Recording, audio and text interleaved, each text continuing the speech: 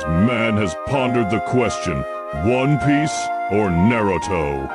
It's one of the biggest mysteries right after the meaning of life and tits versus ass.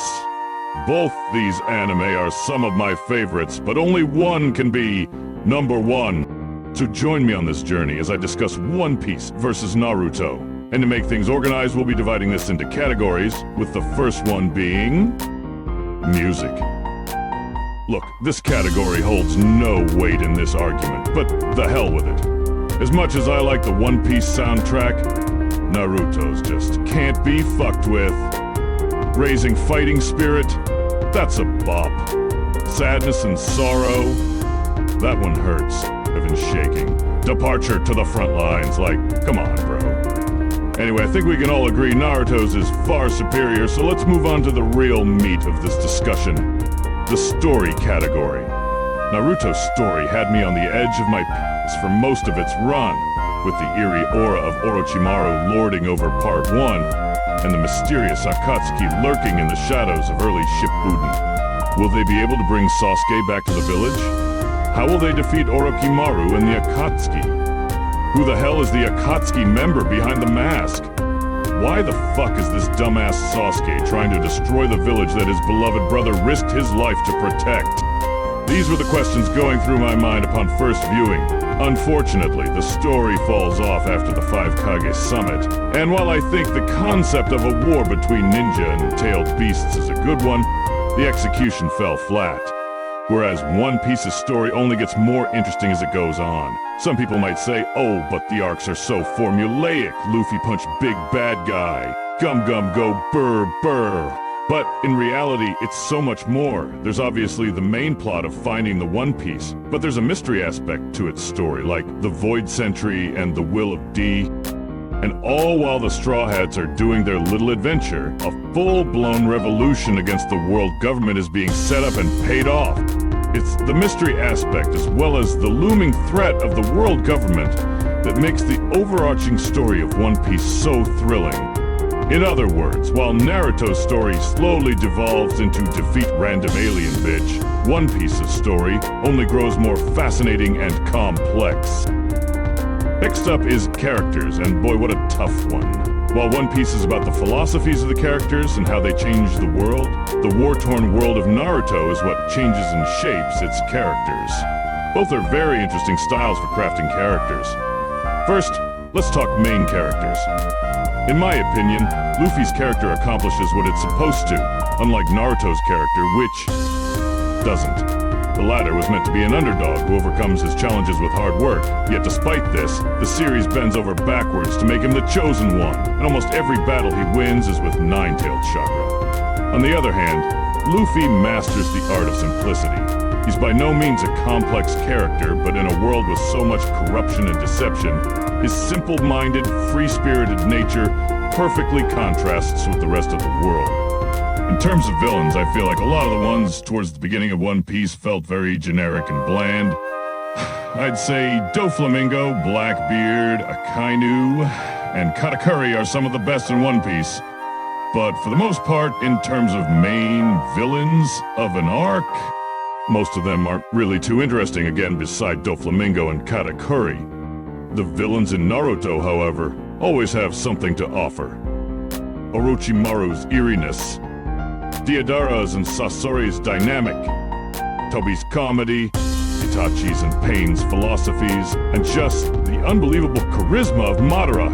Come on, man, don't fuck with the villains in Naruto. As for overall characters, I feel like Naruto disgraces so many of its characters that once garnered so much respect. Like Rock Lee was an absolute MVP of the Chunin exams, but after that he was pretty much just window dressing. To be honest, that's pretty much the case for every character in that arc that isn't part of Team 7's two-man squad. Seriously, why is that team the only team with two members? Weird, isn't it? Anyway, Naruto got to a point where there were only a handful of good characters, like Kakashi, and the previously mentioned Itachi and Pain. Unlike One Piece, whose characters are never truly forgotten, no matter how minor. It's insane how much shit Oda, the creator of One Piece, remembers and pays off. Next up is world building and lore. This one's not even fair. One Piece takes this in all aspects. And before any pissy Narutards say some shit, no, the world building in One Piece isn't only good because it's long.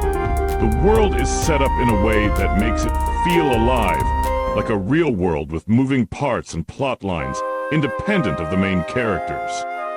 While Naruto's world itself remains relatively unchanged up until the end of the war arc, One Piece's world is constantly changing and evolving.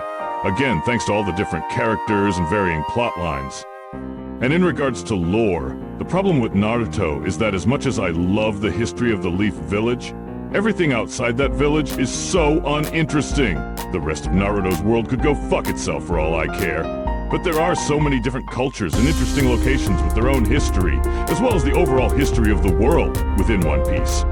For example, the world government, and the mystery of how it came to be, slowly being pieced together as the story goes on. Again, you can tell Oda genuinely cares about the world he crafts. Not to say Kishimoto doesn't, but when Oda sets up a plotline or piece of the world, he doesn't forget it. Therefore, this category goes sullenly to One Piece. On to fights and strategies. Yeah, this one's also obvious, whether we're talking about choreography or pure mechanics of a fight. Naruto takes this one easily. One Piece's fights have a lot more emotional impact, but the strategies and mind games involved in early Naruto battles just can't be matched. Naruto and Sasuke versus Zabuza, Sasuke versus Deidara, and literally every battle with Shikamaru. In terms of long-term non-battle related strategies, I'd say One Piece takes the dub, but otherwise, Naruto secures the win. And finally, comedy. So as funny as characters like Might Guy, Toby, and Jiraiya are, as great as Madara's personality is, nothing in Naruto compares to some of the funnier moments in One Piece.